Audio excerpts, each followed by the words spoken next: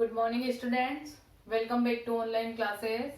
बच्चों, आज हम संस्कृत व्याकरण में सर्वनाम शब्द रूप में, ठीक है ना, सर्वनाम शब्द रूप हम पढ़ रहे थे, जिसमें हमने अश्मत शब्द और युष्मत शब्द के शब्द रूपों को पढ़ लिया, ठीक है ना। उनके बारे में उनको आपने कॉपी में लिख लिया और याद कर लिया, ठीक है।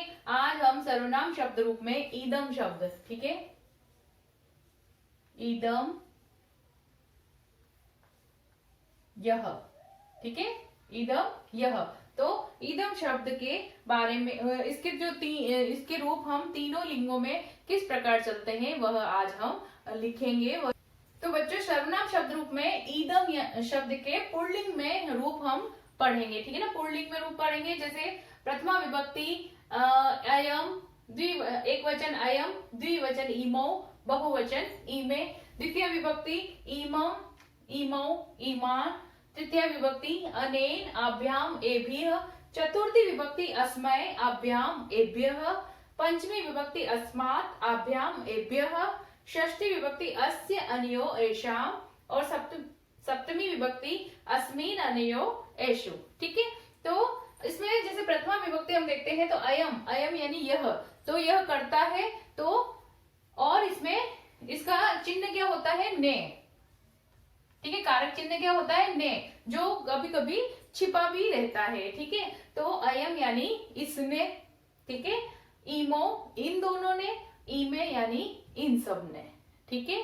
फिर उसके बाद द्वितीय इमम को, तो इमम इसको, एक वचन के लिए इसको, इमो दो जनों के लिए, ठीक है ना, इन दोनों को, और ईमान यानी इन सबको, ठीक है। तो इसका कारक चिन्ह क्या होता है, को, ठीक है, ईमान यानी इन सबको। फिर तृतीय विभक्ति में क्या आएगा, तो तृतीय विभक्ति से, ठीक है, किसी की सहायता से जो काम किया जाता है, तो से या के द्वारा, ठीक है। तो अनेन यानी इसके द्वारा, इससे या इसके द्वारा, आभ्याम यानी इन दोनों से या इन दोनों के द्वारा, और ए भी यानी इन सब से या इन सब के द्वारा, ठीक है। तो इसमें क्या होगा, कारक चिन्ह से या के द्वारा, ठीक है, तो से आएगा, ठीक है, सहायता से। फिर चतुर्थी विभक्ति तो संप्रदान यानी के लिए, ठीक है, तो अस्मय यानी इसके लिए, आभ्याम इन दोनों के लिए, और एभ्य यानी इन सब के लिए, ठीक है। तो के लिए के अर्थ में आएगा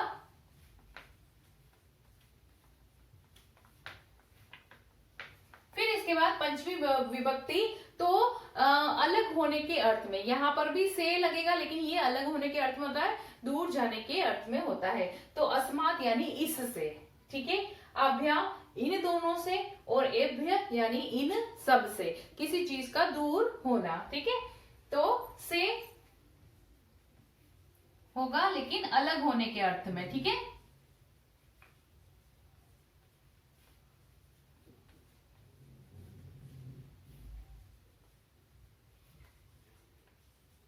अलग होने के अर्थ में, किसी चीज से अलग होने के अर्थ में, ठीक है। षष्ठी विभक्ति तो संबंध बताने के लिए इसका, उसका, ठीक है ना, तो अस्य इसका, अन्यो इन दोनों का, या ऐशा इन सबका, ठीक है। का, के, की, रा, रे, री,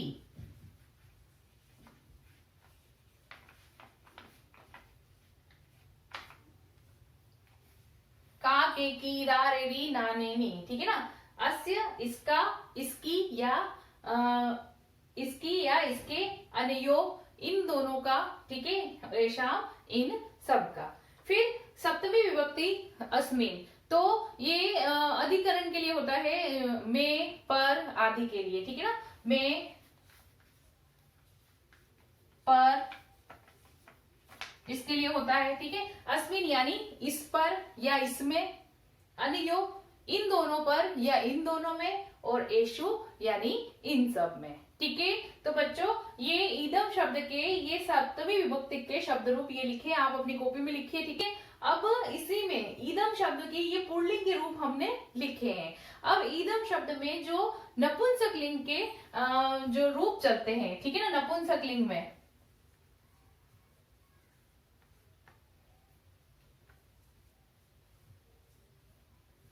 नपुंसक लिंग में जो ये ईदम शब्द के शब्द रूप चलते हैं, तो इसमें केवल प्रथमा और द्वितीय विभक्ति ये बदल जाएगी। तृतीय से लेके सप्तमी तक जो ईदम शब्द के नपुंसक लिंग के रूप है वो ऐसे के ऐसे ही चलेंगे। ठीक है, तो प्रथमा और द्वितीय विभक्ति में क्या आ जाएगा,